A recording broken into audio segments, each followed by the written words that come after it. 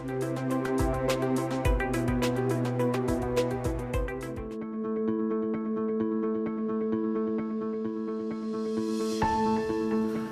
would now like to share with you a proven model for leadership development, a proven model for coaching, and a proven model for building teams. This model is the essence of how I teach leaders to develop themselves, the essence of how I do behavioral coaching, and the essence of how I work to build teams. It's a model that you can take back home and use with you as well. Step one in that model is ask. Get in the habit of asking people an important question. How can I be a better? How can I be a better manager? How can I be a better partner? How can I be a better team member? How can I be a better friend, family member? After we ask, step two is listen to what people have to say. Listen to what people have to say and fight that urge to talk. Learn to reflect and listen. Look at what they have to say as a gift. Step three is think. Think about their input. Again, what does it mean? Analyze it. Thank people. Thank people for giving you the privilege of learning. Ask, listen, think, thank. Step number 5 is respond. I'm going to teach you how to respond to feedback in a positive, simple, focused way. Ask, listen, think, think. Respond. Involve those people. Involve the people around you. One key to successful change is get a support group of people to help you. Then, of course, change. You've got to do something about all this input because you don't get better just because you learn things. You get better because you do things. And then the final key is follow-up. I'm going to teach you the importance of follow-up and why follow-up works and how follow-up works. So our simple model for behavioral change, ask, listen, think, thank. After thanking people, respond, involve, change, and follow up. Now let's begin this process of asking at home. A good place to start is with our children. What can I do to be a better parent? A great question to ask. How can I be a better parent? If it's worthwhile to say, how can I be a better boss or team member, what's probably more important, how can I be a better parent? The problem with asking this question is you get the answer. Years ago, my daughter Kelly was 11 years old and my son Brian was 9 years old. I began asking my children a question we as parents don't ask enough. What is that question? What can I do to be a better parent? The problem with asking the question is you get the answer.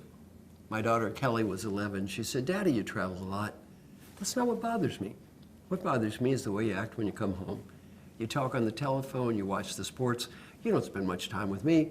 And she said, one time it was Saturday and I wanted to go to a party at my friend's house and Mommy didn't let me go to that party. I had to stay home and spend time with you. And then you spent no time with me. That wasn't right. What could I say? Thank you. I said, Daddy's going to do better. Now, I'm very proud of this. I said, I'm going to keep track of how many days I can spend at least 4 hours with my family. 1991, 92 days. 1992, 110 days. 1993, 131 days. 1994, 135 days. I made more money the year I spent 135 days, 4 hours with my family, than the year I spent 20 days. What did I learn? The San Diego Chargers really don't care about me. It took me a while to figure that out. Now it's January 1, 1995. Daddy is so proud. I've got my little charts. Both kids are teenagers. I said, kids, look, 135 days, 4 hours with Daddy. What goal this year? How about 150 days?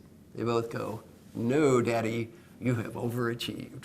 My son said, 50 is a better target. They both voted for a massive cutback of old Daddy. I learned a good lesson. When they're little, it's good to do this. Why? They need us. When they get older, it's important for a different reason. What is it? We need them. We need them. Again, very good to do this stuff at work, even better at home. I was teaching this class for a company called the Kaiser Permanente Company.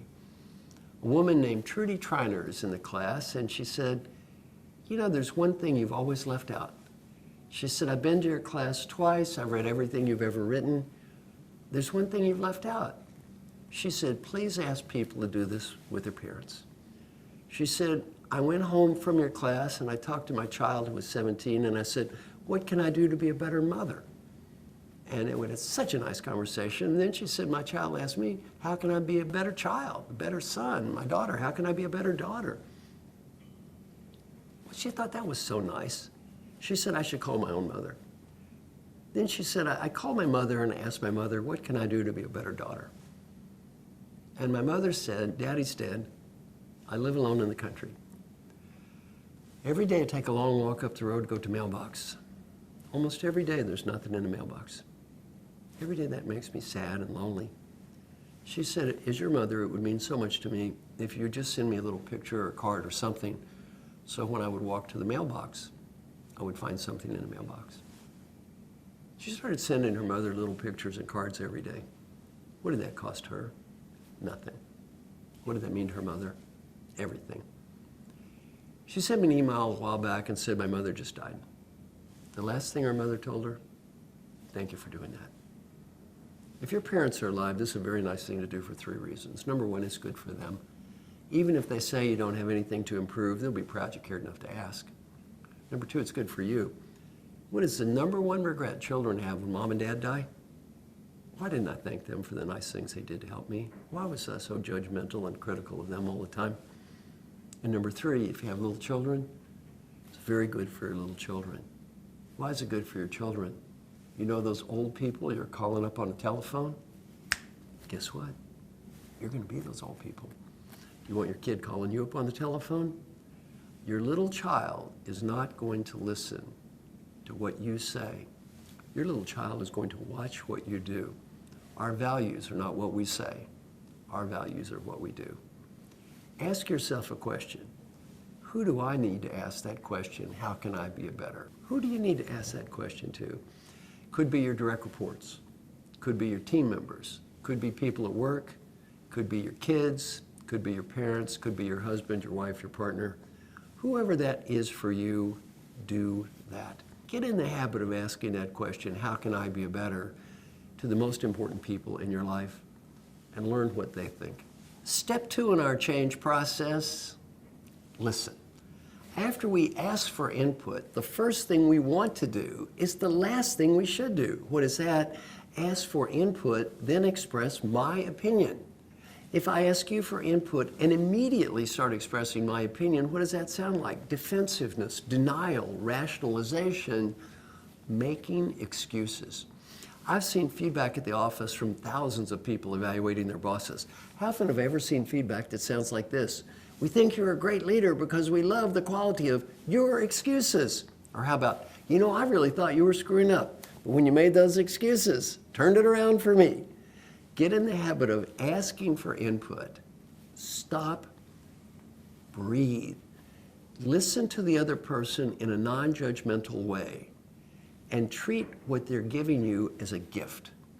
Treat what they're giving you as a gift. Step 3 in our change process is think. Ask, listen, then think about what people are saying and fight that immediate urge to talk back. A very important point on this is avoid speaking when angry or out of control. Typically, what's the first thing we do when we get feedback? Start babbling. What's the first thing we do when we get angry? Start babbling. Get in the habit to stop and breathe and think. Now, who is the greatest leader I've ever met in my life? I had dinner with her last night. The greatest leader I've ever met in my life is a woman named Frances Hesselbein. Peter Drucker said she's the greatest leader I've ever met. Alan Mulally, CEO of the Year in the United States, now CEO of Ford, the greatest leader I've ever met. A wonderful, wonderful woman. Frances Hesselbein was the National Executive Director of the Girl Scouts of the United States for 14 years. After being the head of the Girl Scouts of the United States, she left to form the Peter Drucker Foundation, now runs the Frances Hesselbein Leadership Institute. An amazing woman.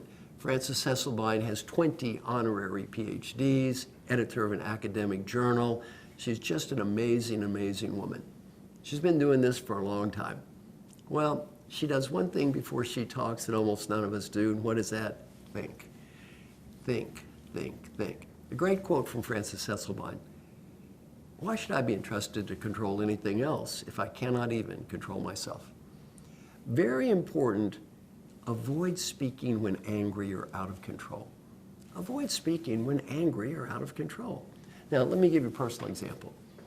Years ago, I was in a monastery with a Vietnamese Buddhist monk, Thich Nhat Hanh, in Plum Village, France. We were encouraged to meditate on a variety of topics. One day the topic was anger. He said, think to a time in your life when you became angry and lost control of your behavior. We will analyze who was responsible for what happened. Came up with a case study involving my daughter, Kelly. I'm very proud of my daughter, Kelly. She's a graduate of Duke University, was on the TV show Survivor Africa, the 3rd season of Survivor. After that, she worked with Mark Burnett, the famous reality TV producer, for 2 years. She had casting for Survivor, for The Amazing Race. She then went on to get a PhD at Yale University and was recently ranked as one of the top business school professors in the world under age 40. Dad's very proud of my daughter, Kelly. When she was 14, though, she did something Daddy wasn't so thrilled with.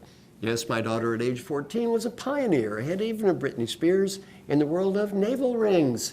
Yes, she was the first girl in her school to acquire a large and brightly colored navel ring. And there's no use having a navel ring if nobody can see the navel ring. So she got a sleazy outfit to highlight the navel ring.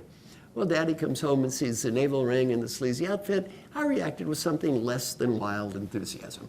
Yelling, screaming, ranting, raving. In my little monastery, I meditated upon this event, and what was I thinking? My first thought, someone walking down the street and saying, what a cheap-looking kid. I wonder who her father is. My second thought, even worse, my own friends. I'm amazed Marshall lets his daughter look this way. Who was I concerned about here, her or me? Where was the deeper issue, her navel ring or my ego? If I had to do it over, I would have still said get rid of the navel ring. I didn't have to yell, scream, and act like an idiot. Very important to realize the second I lose control, where is the problem? As Francis Hesselbein said, the second I lose control, the problem is no longer out there. The problem is in here. Ask, listen, think, and fight that incredible urge to speak when angry, when out of control, and when frustrated. Step 4 in our change process is thank people for giving us input. Thank people for giving us input and avoid punishing the messenger. Thank. Sounds simple, not so easy. In my classes, I always say, how many of you believe that you should encourage input from your coworkers? Everybody, oh yes. Should we listen to this good input? Yes, yes. Encourage people to tell the truth? Yes, yes. Punishing the messenger, is that a good thing or a bad thing? Oh, terrible thing, terrible thing. Everybody says it's bad to punish the messenger. I'm going to give you a case study of punishing the messenger that I've given to hundreds of thousands of people, and I get almost 100% failure. It's a time when you got a message, and let's see how you handled it. Did you say thank you? Or perhaps become defensive? Here's the case study. You've had a hard day at work, a hard day. You go home. You get in the car to go to the store. Your husband, wife, or partner sitting next to you. You're driving to the store. Lots of traffic. Cars are cutting in front of you. You drive a little further. That person in the front seat goes, look out, there's a red light up ahead. Did you say thank you? Or perhaps something that sounded a little more like, what do you mean there's a red light ahead? Don't you think I can see? I know how to drive this car. Why don't you be quiet and let me drive? How many of us have ever chosen plan B before? Well, almost all of us. Now, why are we yelling at that person in the front seat? I've asked thousands of people that question and come up with a lot of excuses. I was frustrated. I was upset. They said it in a bad tone. Almost every excuse, who do we blame? The other person. Why are we really yelling at that person in the front seat? 2 words, ego and pride. Too much ego and too much pride. And by the way, do you pay the price later for that prideful and egotistical outburst? Yes or no? A happy price or a sad price? Is that a smart outburst or perhaps a stupid outburst? Now, funny story in my class at Dartmouth. A man is in my class and he says, oh, I've got an embarrassing story. He said, my wife was always correcting my driving. Finally, I said, I'm sick of you correcting my driving. I know how to drive this car. Why don't you be quiet and let me drive? He said, I'm embarrassed to say about 2 weeks ago, I ran a stop sign. Wow, plowed right into another car. It was totally my fault. My first reaction, I looked at my wife and I said, why didn't you say anything? Well, learn when people give you input just to shut up and say thank you. Now I'm going to give you 2 examples of asking for input, a very negative example and a positive example. First, the negative example. There's a fantastic book called the Checklist Manifesto, written by Dr. Atul Gawande at Harvard Medical School. Now, Dr. Gwandi's research is very compelling. If a doctor goes in for a surgery and the nurse asks the doctor a series of very simple questions from a checklist before the surgery, the odds on unneeded infection plummet and the death rate because of unnecessary infection is cut dramatically. The huge majority of hospitals around the world do not allow the nurse to ask the doctor the questions. What's one of the questions? Did you wash your hands? Why? Ego. According to Dr. Gwandi, thousands of people have died because of the egos of surgeons. Ego. Now that's a negative case study. Now a positive case study. Every year I train the admirals in our fine United States Navy. Now I don't charge them any money because their billing bureaucracy is so big and so painful. I said, look, we'll both make more money if you pay me nothing, so don't pay me. They don't give me money. They give me treats. A few years ago, my treat, day in a nuclear submarine. Me and 8 other old men got to stand at the top of the submarine, going out in the waters, down under the waters for 8 hours, pretending to torpedo things. Wow, we had a big old time. What was my treat a couple of years ago? I went to the danger zone. Have you seen that movie, Top Gun? I got to fly 95 minutes on a United States Navy Top Gun fighter jet. 6 Gs, G suit, flying upside down, doing tricks. Got to fly the plane myself for about 10 minutes, and I'm proud to say I did not throw up. Now, before I took off, I noticed this kid is asking my host, Admiral Mark Guadagnini, head of Naval Aviation Training at the time, a series of simple questions from a checklist. These weren't tricky questions. Well, his first question, how much fuel do you have? And I said, sir, this is puzzling. The doctor doesn't like the nurse asking the question because their ego's too big.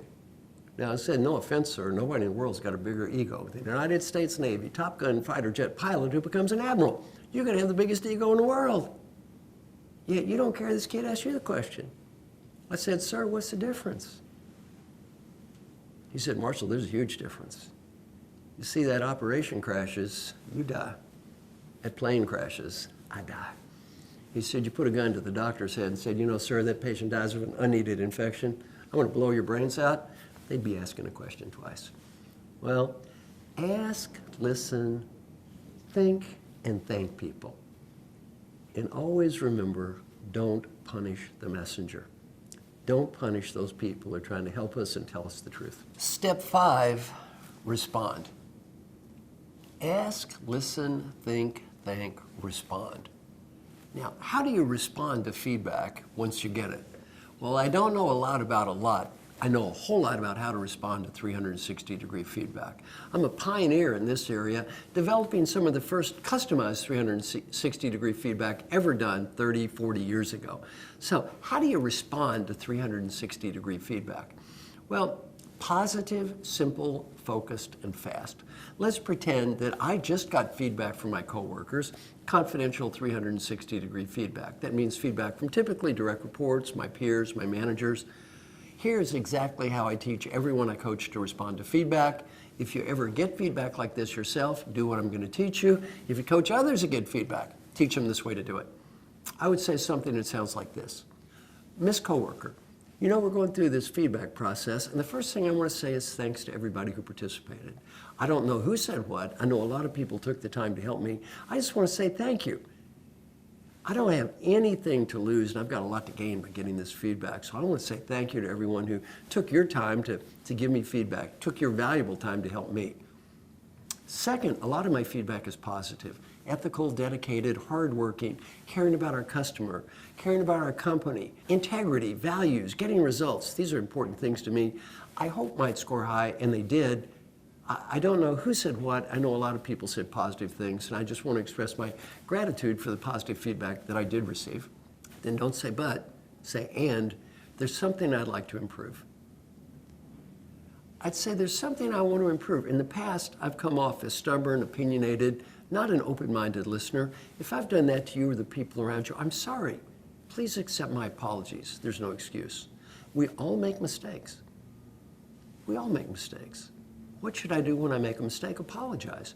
And if I feel like blaming somebody for my problems, who's the best person for me to blame? That would be me. I wrote an article in Fast Company magazine called To Help Others Develop, Start With Yourself. The best thing you can do as a leader to help other people take responsibility is let them watch you take a little responsibility.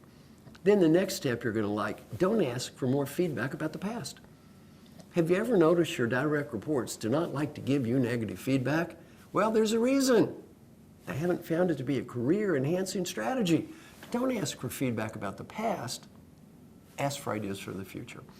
I'd say, Miss Coworker, I'm not going to ask you for feedback about the past. I'm going to ask you for ideas for the future. If you had to have ideas to help me be a positive and open-minded listener in the future, what might they be?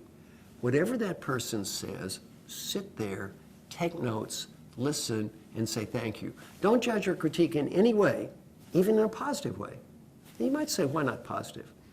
Well, I get 3 ideas. The first idea I say, great idea. Second idea, that's an interesting idea. Third idea, nothing. What message should I just give the coworker? Excellent, fair, fail. Am I listening? Or am I playing the role of a superior person who's grading the ideas and sharing my grades with this person as they speak?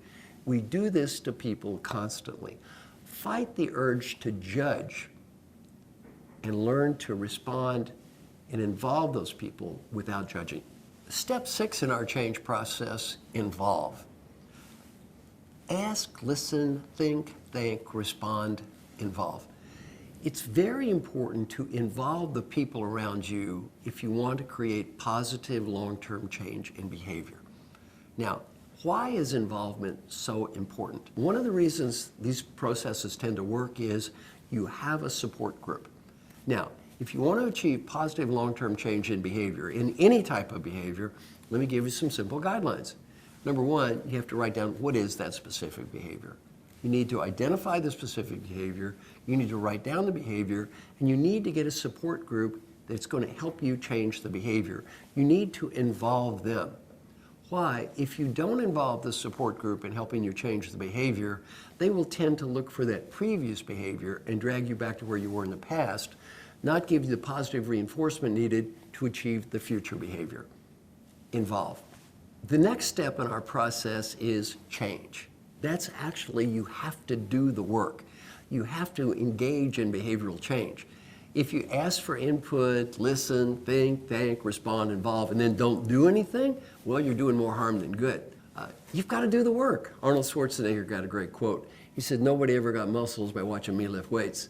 Well, ultimately, you have to actually go out and do the work, and you have to change. I had been in business 12 years before anybody asked me the great existential question. What was that great existential question? Does anybody ever really change? I looked at this gentleman, and I said, I can't prove it. I have an undergraduate degree in mathematics, a PhD in organizational behavior, 12 years experience, an MBA. I don't have any proof, so I guess the answer is I don't know. Well, for the last 25 years, I've been answering that question. Now I do know. I know who changes, who doesn't change, why people change, and why people don't change. And the key to making change last can be summarized in one very, very simple term. You've got to follow up and stick with it. You've got to follow up and stick with it. The final step in our change process is called follow-up. Follow-up. And follow-up is critically important. What does follow-up sound like? It's positive, simple, focused, and fast. Follow-up sounds like this. First, after responding and letting people know what and listening and focusing, about every 2 months, say something that sounds like this. Miss Coworker, 2 months ago, I said I wanted to be a more positive and open-minded listener. Based on the last 2 months, give me some ideas for the next 2 months. It's been 4 months based on the last 2 months. Give me some ideas for the next 2 months. It's been 6 months. It's been 8 months. It's been 10 months. What happens if you engage in the kind of disciplined follow-up that I just described? I'm going to answer this not from a theory point of view, but from a research point of view. I'm now going to share a study called Leadership is a Contact Sport. This is a study that involves 86,000 people from around the world. It's a study that's been validated across countries, across cultures, across industries, and at every level of management. Thousands of managers got feedback. They sometimes went to training programs, sometimes had coaches, sometimes some combination. There were commonalities. Every leader in our study got 360-degree feedback from the people around him. Every leader was asked to personally pick areas for improvement. Every leader was asked to do what I've just described earlier, to respond to people, to involve them, and to follow up.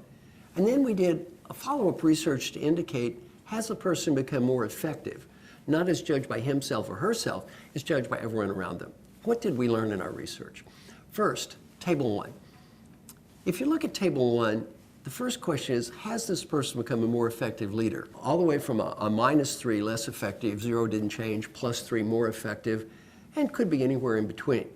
Now, what did we learn? If you look at table 1, that question says, my coworker did no follow-up. Now, what that means is when people were sent to a leadership program but didn't talk to people like we described and did no follow-up, look at that curve, 5 companies asking exactly the same question. Well, if you observe the distribution, if you know about probability and statistics, that looks slightly better than a normal distribution curve. I've done a control group study. The control group did this well. Table 1, these people might as well have been watching sitcoms as go to a training program or get feedback. Total waste of time. Now let's look at table 2. If you look at table 2, what do you see? Well, those scores now are getting a little better. When the coworker said a little follow-up, what do you see? A little better. Table 3, some follow-up, a lot better. Table 4, frequent follow-up, much better. And then finally, the amazing table 5, consistent or periodic follow-up, massive improvement. Learning point. These people often went to the same program, taught by the same person, me, and they got feedback on the same process at the same time. What did I learn? If you get better, it doesn't have much to do with me. It's got everything to do with you. The stuff I've just been teaching you works. It doesn't kind of work or sort of work or a little bit work. It works. It works around the world. It works at every level of management. It doesn't work if you don't do it. Let's wrap up. Ask for input. Listen to it. Think about it. Thank people. Respond. Involve them, change, and follow up.